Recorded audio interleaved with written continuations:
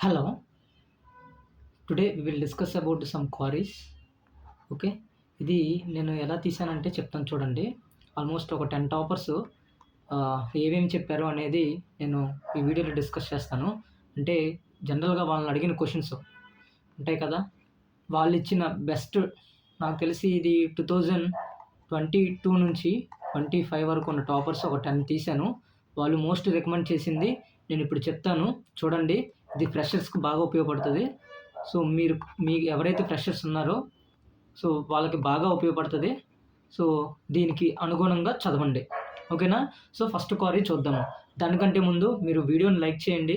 So, video likes వచ్చేసరికి నేను కనీసం ఒక 100 అన్నా లైక్ కొట్టండి. 100 లైక్స్ రావాలి. సో, మీరు చేసే చిన్న కాంట్రిబ్యూషన్ ఇదే నాకు. పెద్దగా చేయాల్సింది కూడా ఏం లేదు. సో, అది.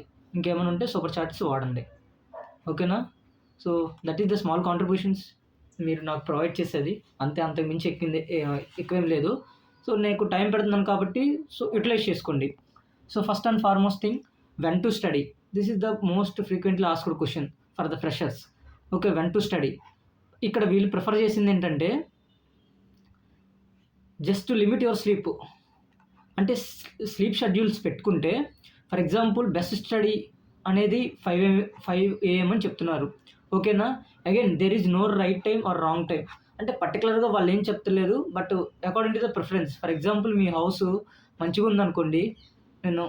నా అనుభవంతో చెప్తున్నాను. మీ హౌస్ పర్లేదనుకోండి. నైట్ కూర్చొని చదువుకోండి. ఓకే. నైట్ కాదు పొద్దునపూట కూర్చొని చదువుకోండి. ఒకవేళ ఇల్లు మీది బంగ్లా గట్ట అంటే ఇంకొంచెం పెద్దగా బావుంటే సెపరేట్ రూమ్స్ ఉంటే నాకు తెలిసి మీరు మార్నింగ్ పూట చదువుకోండి.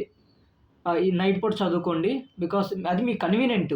నేను ఇలా ఎందుకు చెప్తున్నానంటే మాకు ఇక్కడ ఈ నార్మల్‌లో ఉన్న హౌసెస్‌లో ఏం జరుగుద్దంటే పొద్దునపూట ఎక్కువ నిద్రపోలేమనమాట.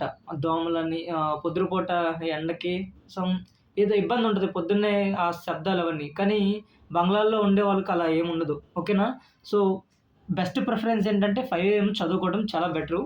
సో, నాకు తెలిసి నేను చెప్తున్నానంటే I used to study late night and go to sleep చూడండి ఇది బంగ్లా.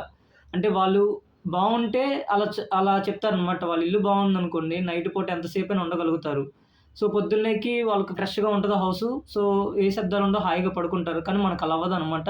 ఇల్లు బాగోలేనోళ్ళకి పొరపాటున కూడా నైట్ చదవకండి. నేను చెప్తున్నాను పొద్దునపూట నిద్రపోలేము. దానివల్ల తెల్లారి ఎఫెక్ట్ పడతది. ఓకేనా? సో, పర్టిక్యులర్‌గా రైట్ టైమ్, రాంగ్ టైమ్ లేదు. బట్ నా సజెషన్ ఏంటంటే ఇక్కడ 5 AMకి పడుకుంటున్నారు. బట్ మనం 5 AMకి లేచి చదవాలి. That is the correct thing. ఓకేనా? ఒక 6-7 గంటలు నిద్రపోతే సరిపోద్ది. ఓకేనా? అది.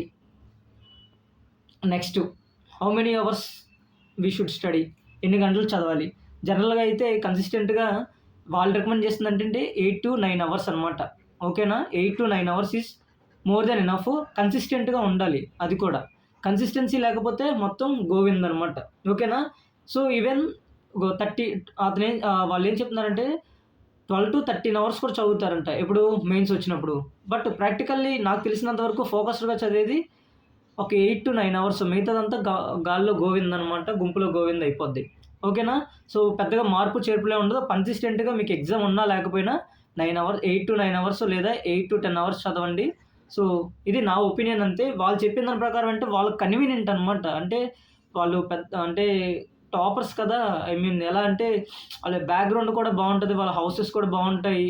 సో, పడుకోవడానికి, తినటానికి, ఉండటానికి అన్నీ బావుంటాయి. కానీ మనకంత సహకరించదు కాబట్టి సో, ప్రిఫరెన్స్ 9-10 అవర్స్ అనమాట. వెన్ టు స్టడీ అనే దాని క్వెషన్‌కి. Next social media. Social media అనేది ఎందుకు అవసరమో, ఎందుకు అవసరం లేదో మీరే డిసైడ్ జేసుకోవాలి. నాకు తెలిసి సోషల్ మీడియా అనేది అందరూ చెప్తుంటారు అవసరం లేదని. But based on the persons అవసరం ఉంటే ఉంచుకోండి. లేదంటే లేదు. ఓకేనా? So, person to person depend అవుద్ది. సో, వాళ్ళు సజెస్ట్ చేస్తున్న దాని ప్రకారం నాకు తెలిసినంత వరకు సోషల్ మీడియా ఉండకూడదు అని వాళ్ళు సజెస్ట్ చేస్తున్నారు. ఎందుకు ఉండకూడదంటే ఎస్పెషల్‌గా నీకు ఎవరైతే ఈ కంపారిజన్ ఇస్తారో నీకు అంటే ఫర్ ఎగ్జాంపుల్ ఇప్పుడు మీ ఫ్రెండ్స్ ఎవరో ఉన్నారనుకోండి. పోస్ట్ ఏదో పెట్టారనుకోండి. అతను ఎక్కడో ఏదో చేస్తున్నాడనుకోండి. ఫర్ ఎగ్జాంపుల్ ఏదో పార్టీ ఎంజాయ్ చేస్తున్నారు. మీరు చదువుకుంటున్నారనుకో కంపారిజన్ వచ్చేస్తది. సో, దానికోసమైనా మనం ఈ సోషల్ మీడియా అనేది ఎలిమినేట్ చేయాలి. లేదా సెల్ఫ్ కంట్రోల్ ఉంటే నువ్వు ఎవరిని చూసినా నీకు అలా ఆ అటెన్షన్ రాదు, నా ఫ్రెండ్స్ ఎవరు ఏం చేసినా నాకు అటెన్షన్ రాదు అనుకుంటే you can choose. Social media అనేది మీకు బెస్ట్ ఆప్షన్, ఎందుకంటే ఎంటర్టైన్మెంట్కి ఉపయోగపడుతుంది. But try to prefer to deactivate it అనమాట. సో ఎంత డీయాక్టివేట్ చేస్తే అంత బెటర్ అనమాట. సో అతను ఏం చెప్తున్నాడు, do not show pity on yourself, you have taken up wise decision after due deliberation and nothing but pull down your confidence should around you.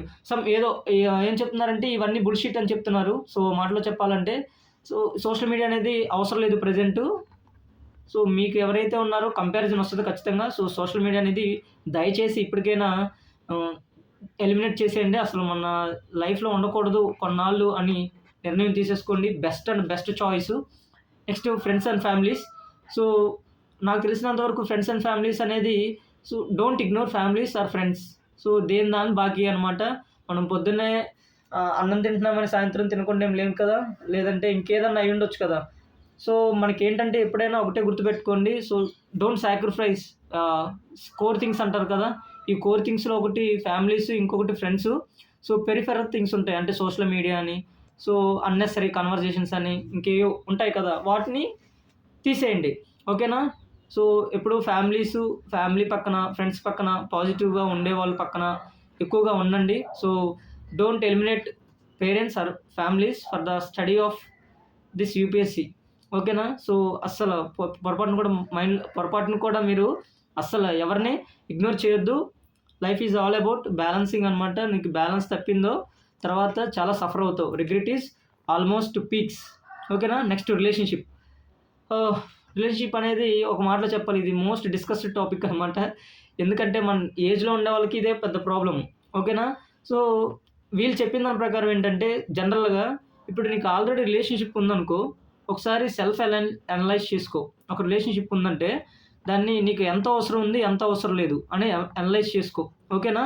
ఇంకొకటి, వీళ్ళు పాతోళ్ళు, అంటే ఆల్రెడీ ప్రజెంట్ రిలేషన్షిప్లో ఉన్నారు. కొత్త వాళ్ళు ఉంటారు చూసి, అసలు రిలేషన్షిప్ లేని వాళ్ళు. సో కోచింగ్ సెంటర్ల దగ్గర లైన్లు వేసుకుంటారు, అలాంటివి చేస్తుంటారు కదా. సో వాళ్ళ నుంచి నువ్వు తప్పించుకోవాల్సి ఉంటుంది. ఓకేనా. You should avoid them. ఓకేనా. సో నేను చెప్పేది ఏంటంటే, కొత్తగా ఉన్నవాళ్ళు ఏ రిలేషన్షిప్ పెట్టుకోక్కర్లేదు.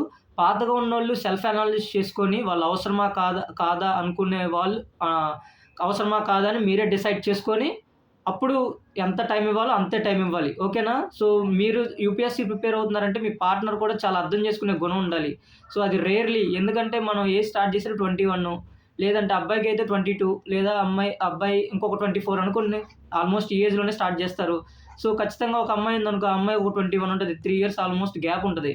సో లేదా సేమ్ ఉన్నా కానీ అబ్బాయి ఫ్యామిలీ రెస్పాన్సిబిలిటీస్ అని చాలా ఉంటాయి. సిమిలర్గానే అమ్మాయికి కూడా అంతే.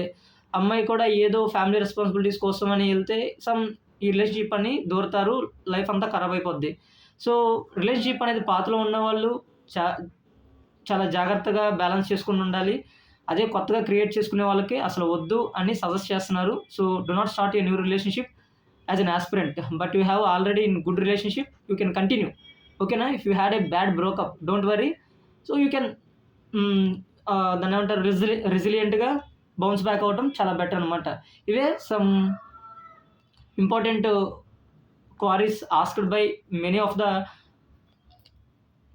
ఆస్పిరెంట్స్. ఓకేనా. అది కూడా టాపర్స్ని అడిగితే వాళ్ళు చెప్పిన ఆన్సర్స్ ఇవి. నేను అందరి తీసుకొని దాని మీద మిక్స్ చేసి ChatGPTలో అప్లై చేసి, సో కొన్ని పాయింట్స్ ఇచ్చింది ఇది. సో దానికి అనుగుణంగా మీకు చేస్తున్నాను. ఓకేనా. Thank you so much for watching. మీకు ఏమైనా డౌట్స్ ఉంటే కామెంట్ సెక్షన్లో టైప్ చేయండి. ఇంకేదైనా మాకు కావాలి అనుకుంటే ఫ్రెషర్ అని కామెంట్ చేయండి. So I will help you.